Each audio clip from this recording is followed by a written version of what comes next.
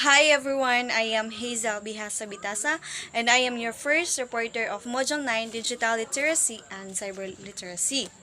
Technology has been part of everyone's life, especially in our generation today, right? Be at home, in school, or anywhere with every facet of our undertaking. However, in many instances, we may not be aware that we have been misusing or abusing it or in another way around.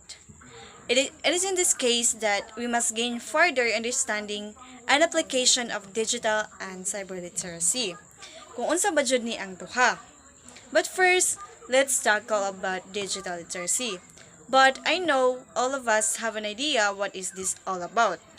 But let me explain this one. So, according to Wikipedia, digital literacy is the set of competences required for full participation in society that includes knowledge, skills, and behaviors involving the effective use of digital devices for purposes of communication, expression, collaboration, and advocacy.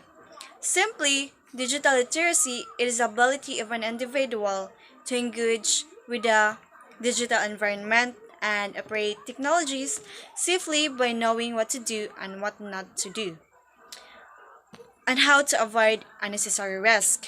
As a future educator, it is important to have a digital literacy because it can improve the academic performance of students by allowing them to create content such as presentations, videos, and blog posts.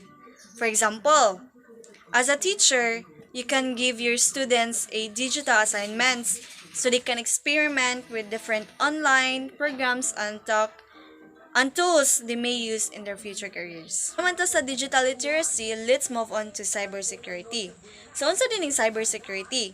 So, on cybersecurity, it is a practice of protecting system, networks, and programs from digital attacks. These cyber attacks are usually aimed at assessing, changing, or destroying sensitive information, extorting money from users, or interrupting normal business processes. In short, money sila ang maprotect sa mga malicious attack.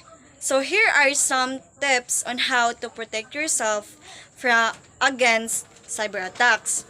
First, number 1, monitor behavior over social networks. So before posting or uploading something online, try to realize two things. Number 1, does this need to be public? Because sometimes we people tend to post everything happens in our lives, not considering other people's emotion. So number 2, it is worth the risk. So worthy ba siya para i-post? Remember, not only what we share online is available to friends and family, but also to cyber criminals. Please do remember, think before you click. Then number 2, keep devices safe. Protect your technology tools by installing antivirus software. Number 3, understand how best to use passwords. So passwords need to be complex and hard to guess, but still can be remembered. Kaya what if dali ra ma-identify sa cybercriminals ang imuhang password or imuhang account? Mas badali or mas dali sila maka-access that can lead to virus and or else maka-scam. So napud tay kanang there is also a password manager app to help keep track of all the passwords. Gitawag niya siya og KeepPass. 4, handle unsafe content. Know exactly how to respond or react to unsafe situations online, such as suspicious emails, pop-ups claiming that your computer is infected, and BitTorrent sites. Kay it's our nature human nga dali ra ma-scam. Maobitang daghang nagsakit ron kay gipang scam. Ow. Last but not the least, number 5, consider safety for the future. When using social media or any digital devices, we must take responsibility in using those with an utmost care and critical thinking when online to avoid malicious attack. Let's move on to cyber citizenship. So, unsa dining cyber citizenship? So, ang cyber citizenship refers to being responsible when using the internet. So, kita, mga users sa internet, the power of this digital world is associated with responsibilities and consequences. Therefore, we can explore and navigate an information available online. However, we should observe cyber citizenship or manners and etiquette on the web. So there are ways on how to be a good cyber citizen. So number 1, be careful and critical for whatever you post online that could be visible to the public or private through tagging by a friend. Number 2, if you have a problem with someone, go to that person or an adult to work it out instead of posting your expressions online. Remember na one small talk and private can avoid fast. Then number 3, use the internet to help you with your schoolwork, but give credit po to the sources you use. Then number 4, use the internet purposely to learn more about anything you are interested in, not for entertainment lang. Then be a resourceful one pod. Ato dyan ang kanunay nga namdaman. Then number 5, make sure you verify an information before you share it or use it in a project. Dapat, before nato i-share ang information, we must make sure na it's legit. 6, give out certain information only. Dapat, you still prioritize your personal information. Di kay pataka-taka ka or dapat nimo i-share jud sa public imong all information. So, wala na kay privacy, ana. So, number 7, don't answer questions that make you uncomfortable. So, every human, no, kita tanan, we have the right to remain silent if we want to. And if it's make you uncomfortable, you don't have to prove your side, your point of view to other people kung it makes you uncomfortable. The number 8, always make sure you have told a reliable adult if you decide to meet someone you knew through the internet. So, through aning way, it can help you to get advice from that person what the right thing to do. So, the number 9, always be aware of copyright laws and give credit pod to whom an article or a part of its due para po di ka makasuhan og plagiarism. The number 10, use only the computers that you are allowed to use. Kaya nga naman, for you to avoid hacking. 5 importance of cyber citizenship. So, naaman na siya sa module. So, ako lang na siyang basahon. So, number 1, it keeps the internet free from hurtful statements. Number 2, it creates a culture of more reliable information. Number 3, it gives provisions for people to be given credit for what they have created. Number 4, more criminals or bullies can be caught when kids are honest and talk to adults. Number 5, it keeps information private. We have a proper etiquette. Follow these simple rules to ensure that you make wise choices when messaging online. Also, we have the 10 commandments of teacher cyber citizenship. So guys, kamo lang gihapoy basaan niya. Thank you so much. Video is all about, guys. I would like to say thank you to all of you for making a time and effort for watching this one and for being with me through the whole video. And I hope that you have gained knowledge and understanding through my report. And I am Hazel Bihasa Bitaza, now signing off. Hi, good morning everyone. I am Rizal Bihasa Bitasa, and this video is the continuation report of Miss Hazel Bitasa. Internet safety.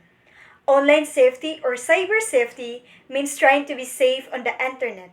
It is maximizing the user's personal safety and security risk to private information and property associated with using the internet, including the self-protection from computer crime. As the number of internet users continues to grow worldwide, issues and concerns also continuously exist. Information security. It protects sensitive information from unauthorized activities. The goal of information security is to ensure the safety and privacy of critical data such as customer account details, financial data, or property. Three common causes of information security breaches include: first, phishing; second, internet scams; and third, malware. Phishing is a common type of scam of which the scammers disguise as a trustworthy source in attempt to obtain private information such as your passwords, credit cards, information, or etc. Internet scams. These are the schemes that deceive the users in various ways in attempt to take the advantage of them. Last, malware. It is a malicious software that disguises to collect and transmit private information such as your passwords without the user's consent or knowledge. Personal safety and threats. The growth of the internet gave rise to many important services accessibly to anyone with a connection, such as digital communication. First is the cyberstalking. It is the use of the internet or other electronic. Cyberstalking means to stalk or harass an individual or group or within the organization through false accusations, defamation, or gathering informations that may be used by someone to threaten or embarrass or harass you. Second is cyberbullying. It is the use of electronic as well. Cyberbullying means instant messaging from social media and other forms of online communication with the intent to abuse, intimidate or overpower an individual or within a group. Third, the online predation. It is the act of engaging an underage minor into inappropriate sexual relationships through the internet.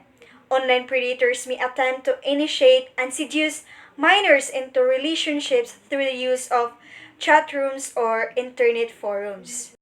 Fourth is the obscene or offensive content. Various websites on the internet contain material that may deem defensive, distasteful, or explicit, which may often not be of the user's liking. Last, the sextortion. Often this involves a cyber criminal posing as someone else, such as an attractive person, initiating communication of a sexual nature with the victim. So the video is recorded by the cyber criminal to demand money or other services, threaten to publicly release the video and send to family members and friends of the victim if they do not comply. Computer threats and fixing solutions. It refers to anything that has the potential to cause serious harm to a computer system. Cybercrime is now becoming alarming in the life of every individual in the organization as they intend to steal information that they can sell or trade, such as financial details, credit card information, personal details, or any other information using computer network.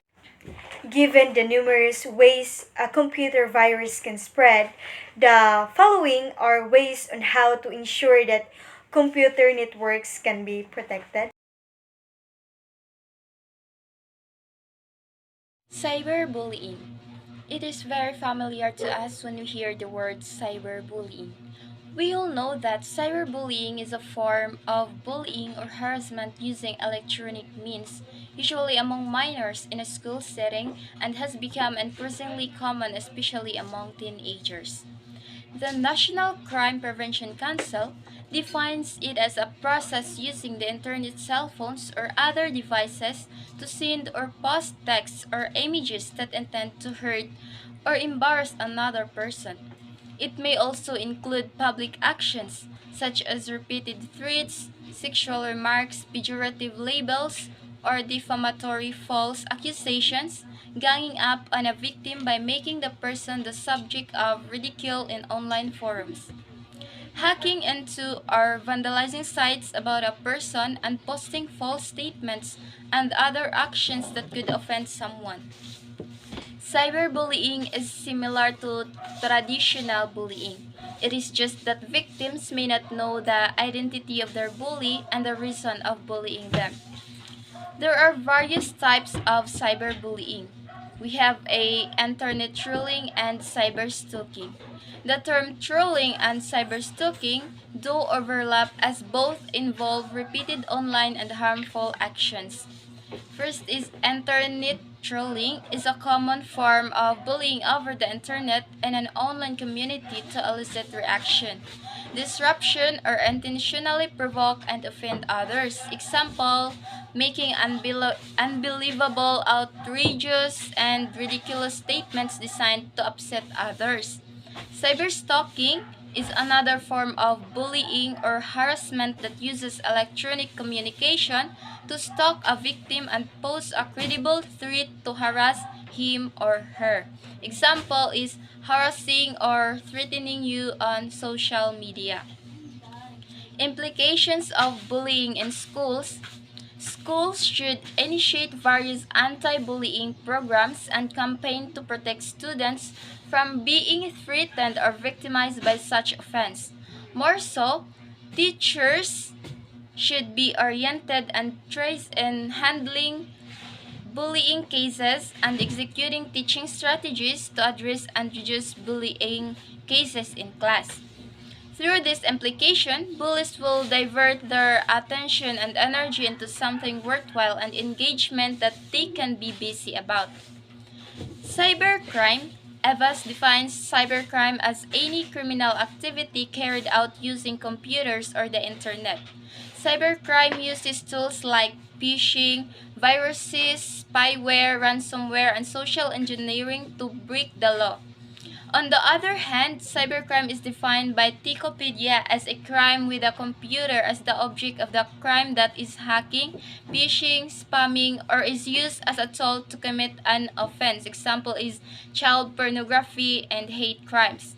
Cybercriminals may use computer technology to access personal and confidential information or use the internet for exploitative or malicious purposes.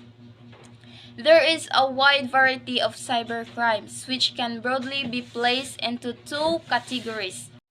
One-off crimes, such as installing a virus that steals your personal data. Ongoing crimes, such as cyberbullying, extortion, distributing child pornography, or organizing terrorist attack.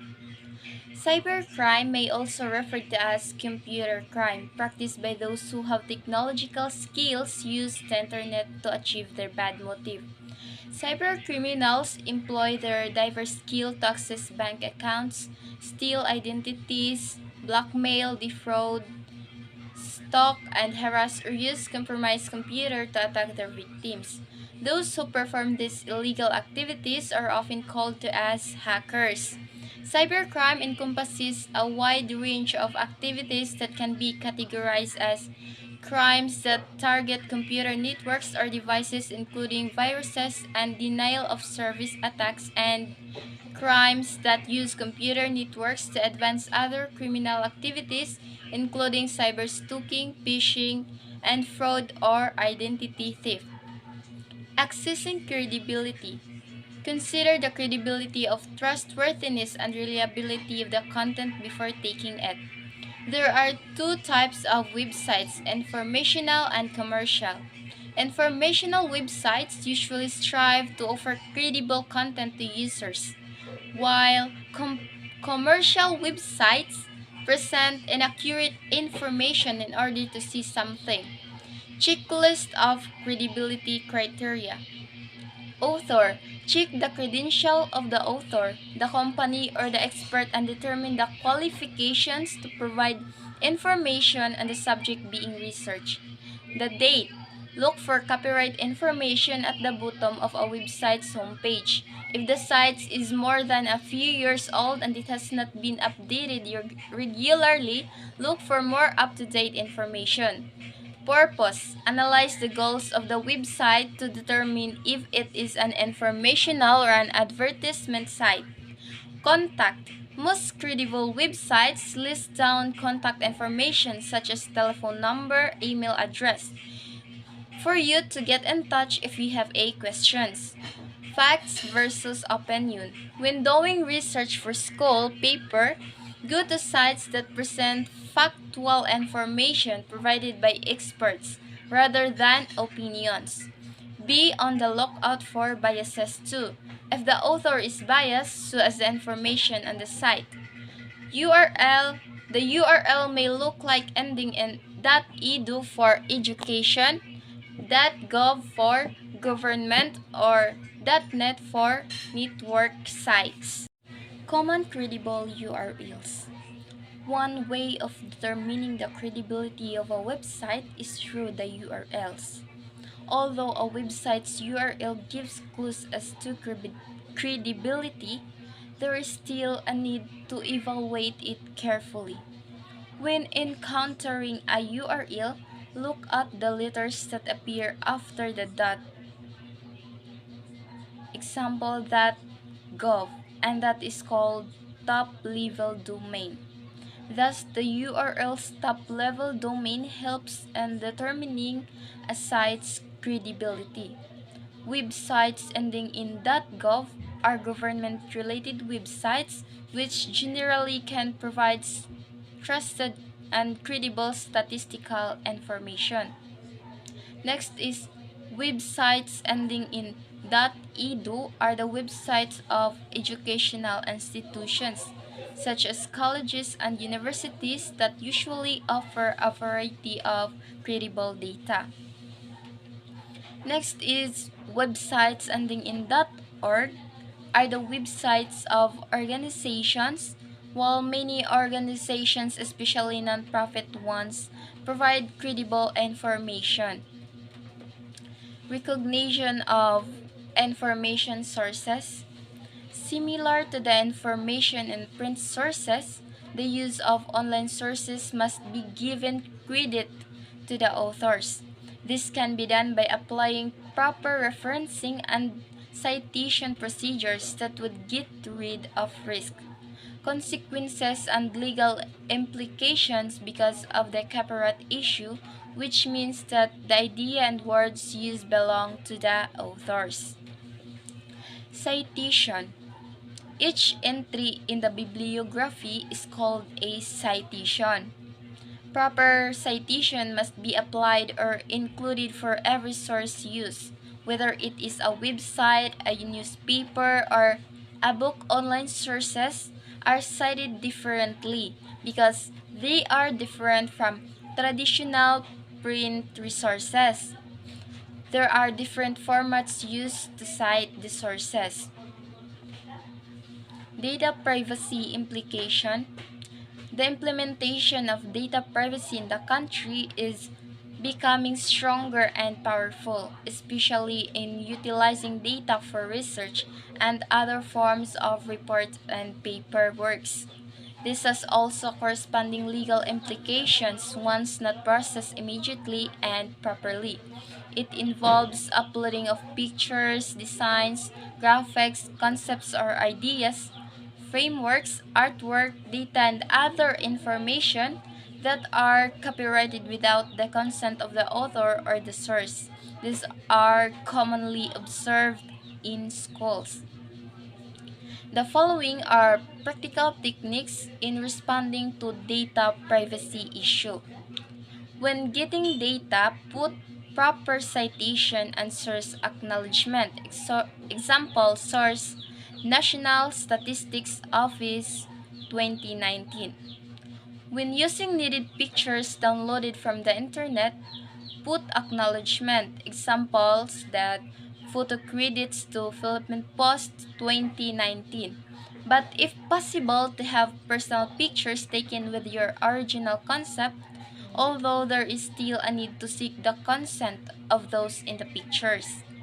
If data, concepts, and information are copyrighted, ask for the consent of the author and wait for his or her response. However, if the data and information are for public domain, just acknowledging or citing the author or the source will do. If the author doesn't really want anyone to utilize his or her data file or article, learn the value of respect any way that is his or her property. The author's disapproval usually manifests through difficulty in downloading the file, some tricky signs that appear on screen, or direct statement or notice of disapproval contained in the file. Research and data collection protocols. When researching and collecting data from the web, avoid plagiarism, which is the act of taking someone else's works and presenting it as your own. Plagiarism is unethical and it can bring you in trouble. Sometimes students don't mean to plagiarize, but they end up doing it accidentally because they are unaware or unclear about it. The following are 10 types of plagiarism that teachers, researchers, and students should know. First, clone plagiarism. It is also called identical copying or copying another work word for word without any change and claim as his or her own work. Next, remix plagiarism. It refers to collecting information from various sources and mixing all together as a single document, then claiming the work as their own work. CTRL plus C plagiarism. This is when a significant portion of text copied from any single source without any alteration in a written document. Hybrid plagiarism. Her perfectly cited source documents are copied and arranged as a new document without citation. Find replace plagiarism. This is changing the most common keywords and phrases in the copied content but not making any change in the essential document. Recycle plagiarism, also called self-plagiarism.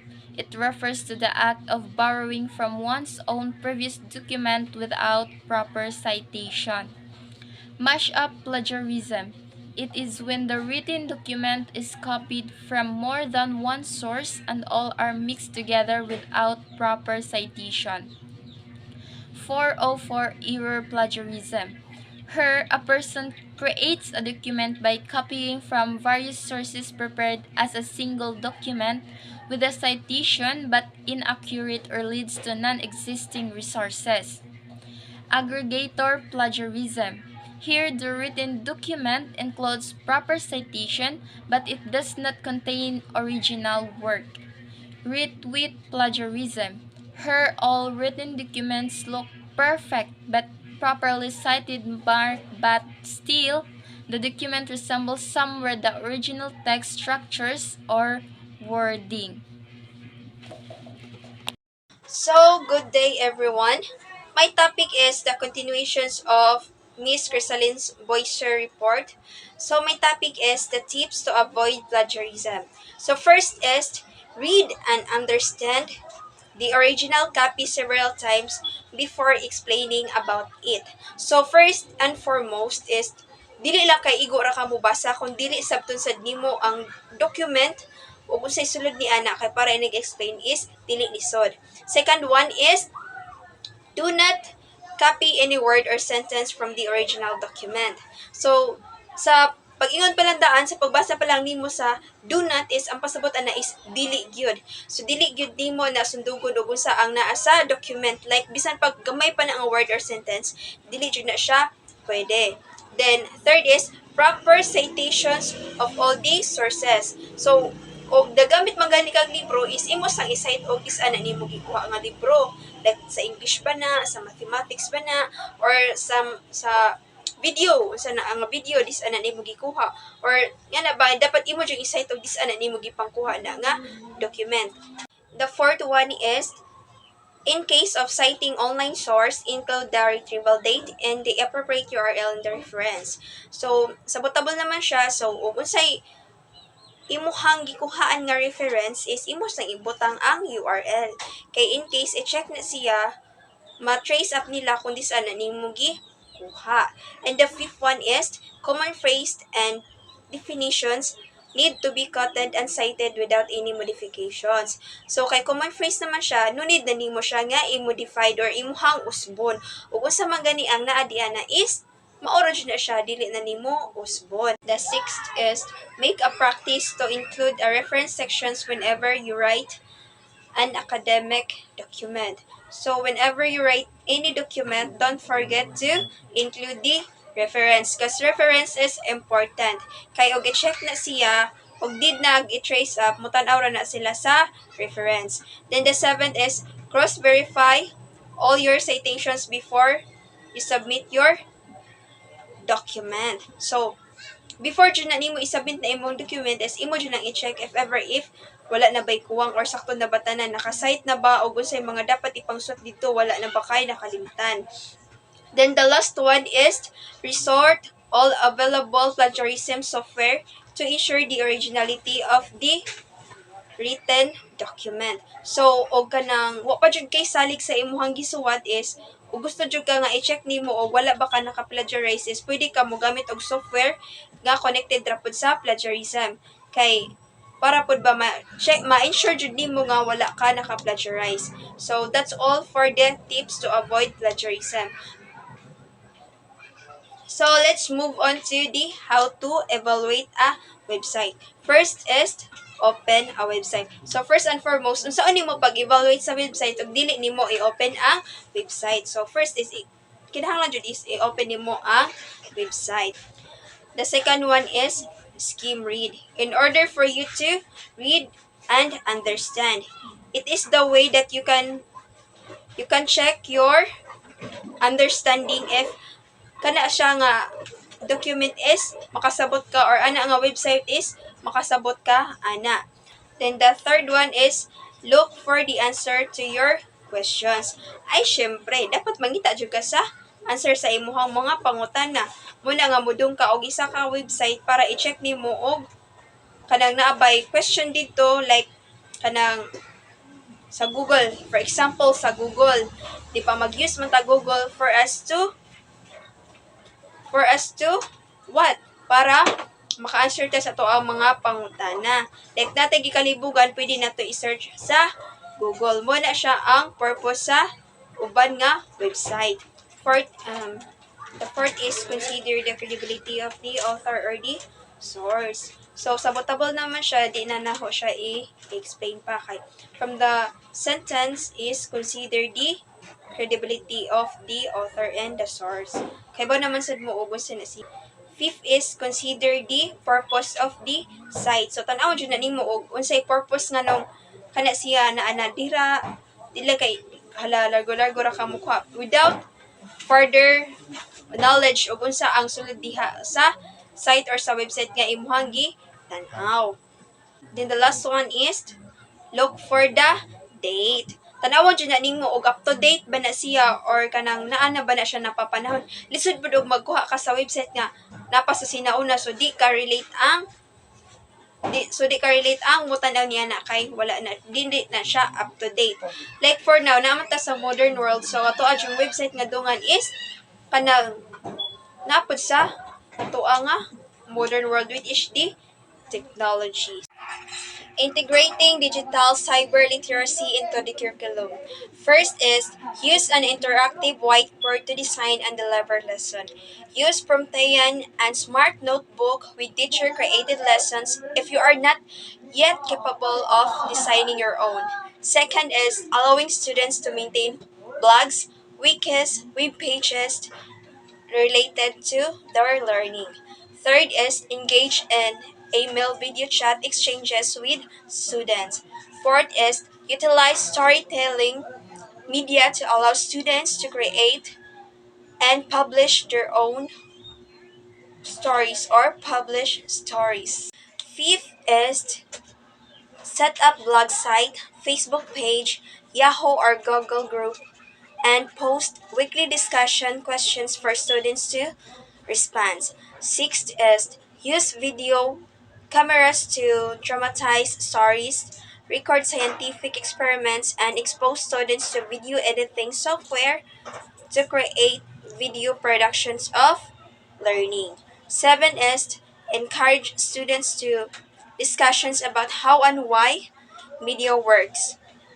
Eight is thinking critically about the medium used to present a message is as important as the message itself. Nine is required e-portfolio that would compile their outputs, projects, messages, and photo documents of group activities and investigations online. Then last is allow students to use digital tools such as mobile phones, iPad, netbooks, for Google search. The last topic is impact of integrating digital literacy in the classroom on teachers, families, and friends. First is it motivates students in their learning due to their enjoyment and ease of use with various technology mediums. Second is it reaches students of various learning styles and multiple intelligences. Third is it allows students to create and design their own unique products reflective of their personalities and learning needs styles. Fourth is it encourages students to manipulate media in constructing their own meaning. Fifth is it enables students to share their learnings with teachers, families, and friends. Then last is it gives students the chances to explore technological media that inevitably increase the job skills needed in the workplace.